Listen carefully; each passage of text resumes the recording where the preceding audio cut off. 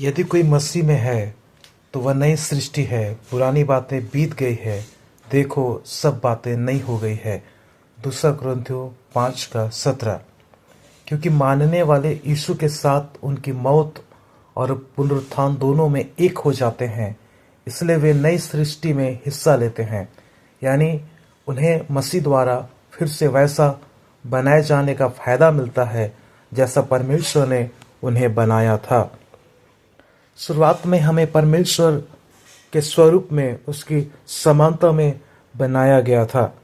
उत्पत्ति की किताब उसका 1 अध्याय का 26 पद में लिखा है, फिर परमेश्वर ने कहा, हम मनुष्य को अपने स्वरूप के अनुसार अपनी समानता में बनाएं और वे समुद्र की मछलियों और आकाश के पक्षियों और घरेलू पशुओं और सारी पृथ्वी पर और सब रेंगने वाले जंतु पर जो पृथ्वी पर रेंगते हैं अधिकार रखें।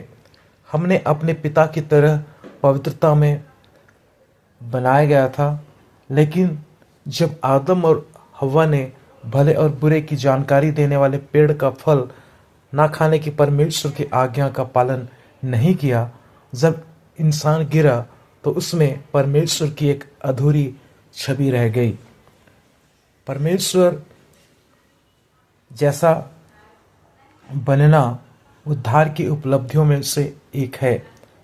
धर्मी ठहराए जाने पर हमारे आध्यात्मिक समानता बहाल हो जाती है। हालेलुया। पवित्रता की प्रक्रिया में हमारे चरित्र की समानता लगातार विकसित होती रहती है। पवित्रता किसी खास संप्रदाय तक सीमित नहीं है या उन सभी संप्रदायों के लिए है जो खुद को मसीही कहते हैं या कहते हैं कि वे परमेश्वर में विश्वास करते हैं। जब इस्राएल को परमेश्वर ने मिस्र की गुलामी से निकालकर प्रतिज्ञा किए गए देश में ले जा रहा था, तो उनकी आज्ञा थी कि वे आसपास के देशों के जैसा ना बने। लिखा है, हम लोग लेव व्यवस्था की किताब उसका 18 अध्याय का 3 पद में पढ़ते हैं, इस्राएलियों से कह कि मैं तुम्हारा परमेश्वर यहोवा हूँ। तुम मिस्र देश के कामों के अनुसार जिसमें तुम रहते थे ना करना, और कनान देश के कामों के अनुसार भी जहाँ मैं तुम्हें ले चलता हूँ ना करना, और ना उन देशों की विधियों पर चलना।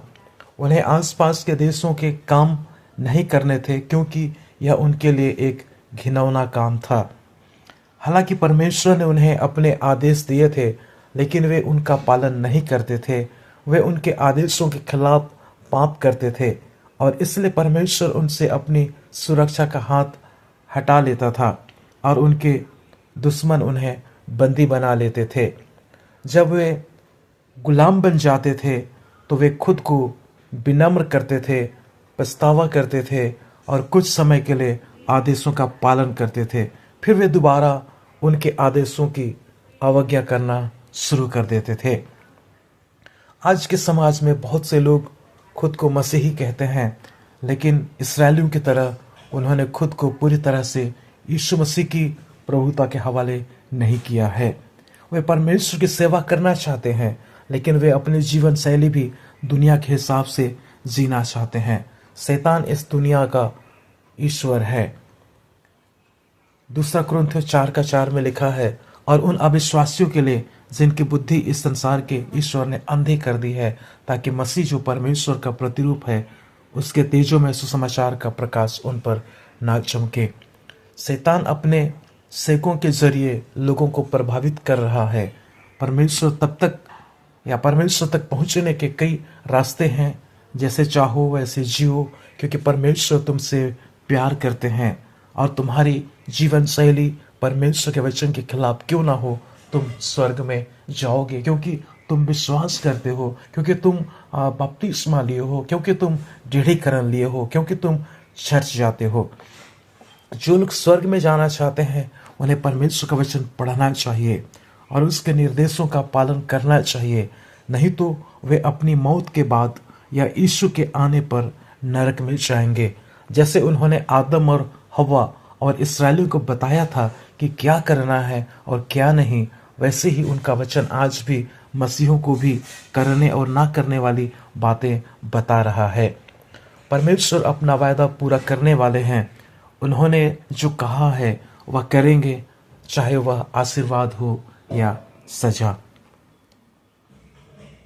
मैं आपको कहना चाहता हूँ, बहुत से लोग सोचते हैं क्योंकि उनका नाम कलीसिया की लिस्ट में है, वे सेवकाई में है, अलग अलग पदों पर काम कर रहे हैं, तो उनके पास स्वर्ग जाने की कुंजी है। परमेश्वर के वचन के अनुसार अगर हम पाखंडी जिंदगी जी रहे हैं तो हम परमेश्वर के संतान नहीं हैं। दूसरा कुरिन्थियों 6 अध्याय का 17 पद में लिखा है, इसलिए प्रभु कहता है, उनके बीच में से निकलो और अलग रहो और अशुद्ध वस्तु को मत छुओ, तो मैं तुम्हें ग्रहण करूंगा। हम दुनिया के काम नहीं कर सकते और परमेश्वर के साथ मेल जोल भी नहीं रह सकते। दोनों काम एक साथ नहीं हो सकता। जो लोग खुद को मसीही कहते हैं उन्हें हमारे प्रभु जैसा होना चाहिए, क्योंकि पहला यूहन्ना 2:6 में लिखा है, जो कोई यह कहता है कि मैं उसमें बना रहता हूँ, उसे चाहिए कि आप भी वैसा ही चले जैसा वह चलता था। उनके चेलों को परमेश्वर के प्रति यीशु की भक्ति और दूसरों के प्रति दया और प्यार की नकल करने के लिए बुलाया गया है। हमें दुनिया या दुनिया के कामों से प्यार नहीं करना है। हम दुनिया से भी प्यार ना करें और उनके जैसा चलें।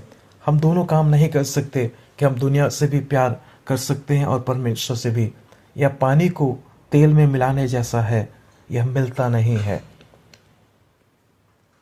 प्रभु यीशु मसीह अपनी कलीसिया के लिए वापस आने वाला है, क्योंकि प्रभु खुद स्वर्ग से एक जोर आवाज, प्रधान दूत की आवाज और परमेश्वर की जय जयकार के साथ उतरेंगे और मसीह में मरे हुए लोग पहले जी उठेंगे। फिर हम जो जिंदा हैं और बचे हुए हैं उनके साथ बादलों पर ऊपर उठा लिए जाएंगे, ताकि हवा में प्रभु से मिले और इस तरह हम हमेशा प्रभु के साथ में रहेंगे। ऐसा प्रेरित पौलुस पहला थिस्सलुनीकियों 4:16 और 17 में कहता है। मेरे प्यारे भाई बहनों, कलीसिया का उठा लिया जाना ये तय है, जिसमें उस समय सभी विश्वासयोग्य मसीही शामिल होंगे। मसीही बादलों में उनसे मिलने के लिए ऊपर उठा लिए जाएंगे और उन्हें तुरंत महिमा में शरीर मिलेंगे। जो लोग मसीह में मर गए हैं वे फिर से जिंदा हो जाएंगे। जो लोग कलीसिया के उठा लिए जाने के समय जीवित बचे रहेंगे और बचाए गए हैं, उन्हें दानियल के 17वें सप्ताह की शुरुआत से पहले यीशु के साथ ऊपर उठा लिया जाएगा, यानी महान संकट।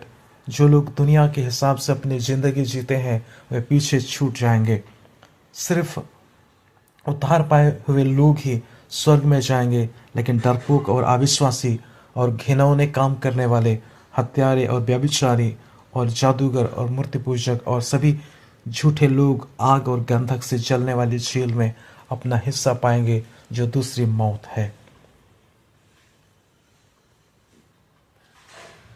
स्वर्ग में जाने के लिए पवित्र होना जरूरी है, जिसका मतलब है कि वे खुद को यीशु की प्रभुता और लिखे हुए वचन के अधीन करते हैं।